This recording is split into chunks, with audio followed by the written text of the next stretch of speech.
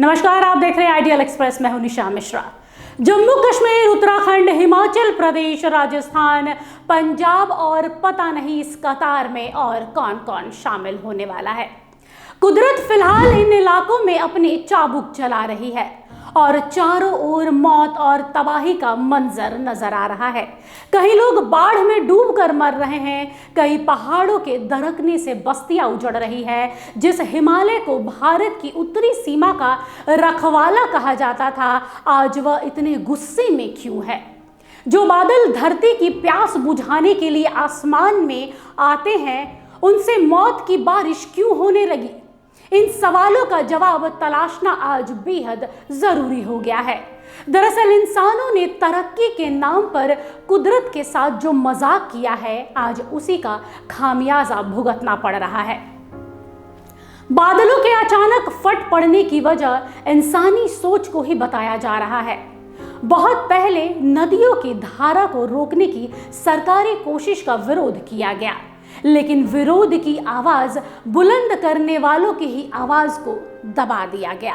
खासकर उत्तराखंड के टिहरी में बनाई जा रही शुरुआती जल विद्युत परियोजना का पूरे क्षेत्र में जमकर विरोध किया गया, लेकिन सरकार को लगा कि गंगा की धारा को रोककर उससे कई टन बिजलियां बनाई जा सकती है।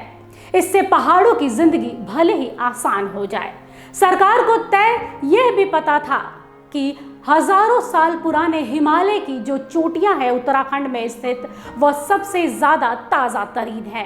उनसे अगर छेड़छाड़ की गई तो नतीजे बेहद ही बुरे हो सकते हैं। इसके बावजूद भी नदी की धारा को रोककर अब तक तकरीबन 70 जल विद्युत परियोजनाओं की शुरुआत कर दी गई है।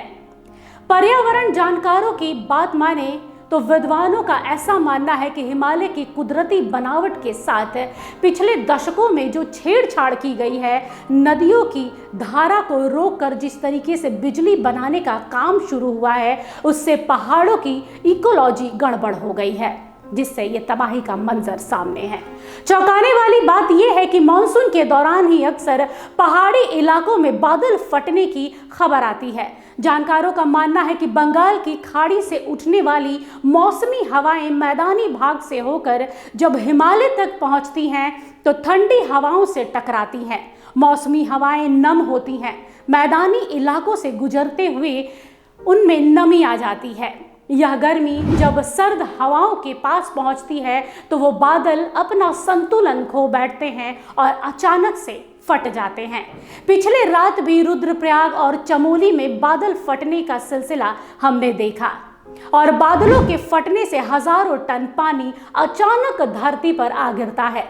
पहाड़ टूटने लगते हैं, बस्तियां उजड़ने लगती है, जान माल का नुकसान होने लगता है। लेकिन इसमें सबसे दुखद जो पहलू है वो ये है कि इन पहाड़ी इलाकों में ही कई धार्मिक तीर्थ स्थल भी मौजूद हैं, जहां हर साल लाखों की तादाद में भगवान पर आस्था रखने वाले पहुंचते हैं। कुदरती कोप का शिकार 2013 में पहली बार केदारनाथ का मंदिर बना था और अब कुदरत के इस गुस्से का शिकार जम्मू कश्मीर की माता वैष्णो देवी का मंदिर हुआ है।